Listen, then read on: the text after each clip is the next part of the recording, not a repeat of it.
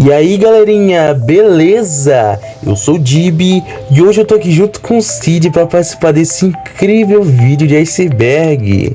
O nome do meu canal é Dibizão e bora lá! Eu tô zoando, né, pô? Claro que não vai ser assim. Olá pessoal, tudo bem? Eu sou o Dibi, o nome do meu canal é Dibizão e hoje eu estou aqui me juntando ao Cid para falar do iceberg desse incrível time que vive sendo rebaixado.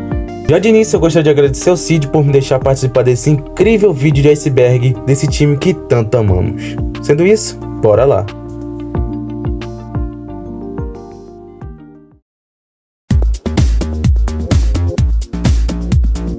Esse foi o jogo onde o Vasco meteu sua maior goleada contra um time grande da Europa. Hoje o Vasco é um time que recém saiu da Série B, já tá com chances de cair de novo. Mas nas antigas, tinha um dos melhores times do mundo.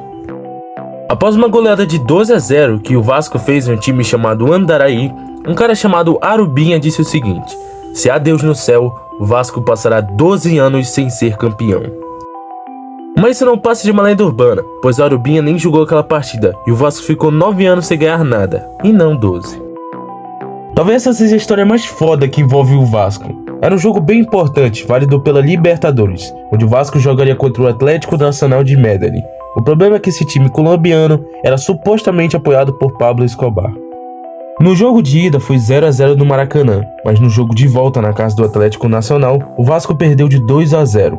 Mas Eurico Miranda, talvez o dirigente mais louco da história do Vasco, pediu a anulação do jogo, pois o árbitro teria sido subornado pelo cartel de Medellín, etc. Dando mais vantagens ao Atlético, e a partida realmente foi anulada, e o jogo de volta seria em Santiago, no Chile.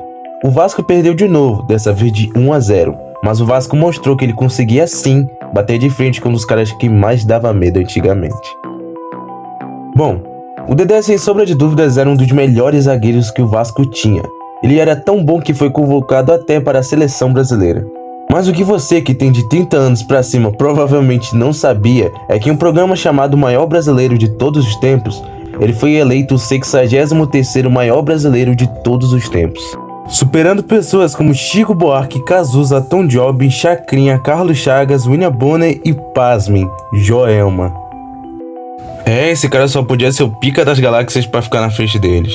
E eu não queria dar uma de Felipe Neto não, mas o que ele fez pro Brasil? Basicamente, em uma partida, o Vasco entrou em campo com a logo do SBT na camisa, só que o jogo estava sendo transmitido na Globo. Ou seja, a Globo passou a logo do seu principal concorrente. Mas você deve estar se perguntando por que o Vasco faria isso? Bom, o Eurico Miranda havia afirmado que a Globo estava inventando mentiras sobre sua pessoa. Então, na tentativa de provocar a emissora, ele acabou fazendo isso. Quando eu disse que ele era louco, eu não tava brincando. Parece que o cara gosta de peitar coisas maiores do que ele.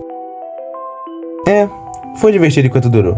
Eu queria logo agradecer de novo ao Cid por me deixar participar desse incrível vídeo de iceberg. Muito obrigado, Cid. Eu agradeço também a você por ter visto esse vídeo sensacional. Muito obrigado. Sendo isso, eu sou o Dibi e até mais. Fui.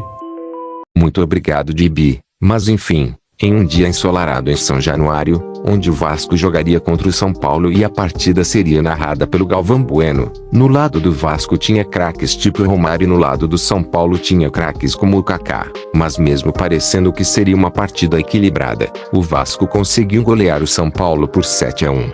O Vasco tem vários rivais, além dos Flamengo, Fluminense e Botafogo. Um outro clássico são os jogos contra o Palmeiras. Mas mesmo essas rivalidades sendo intensas vezes, eles até se ajudavam às vezes. Bom, uma coisa que vocês provavelmente não sabiam é que São Januário, a casa do Vasco, já foi o estádio que a seleção brasileira mandava seus jogos antes da chegada do Maracanã.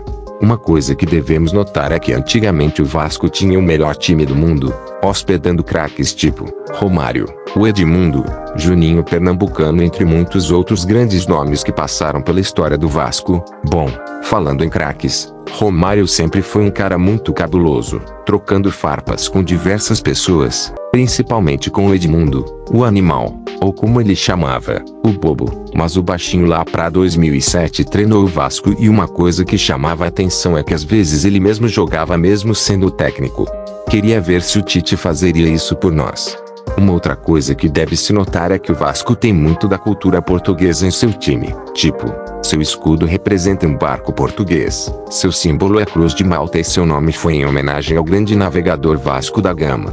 E bem, esse é o fim do iceberg. Falou, até a próxima no futuro.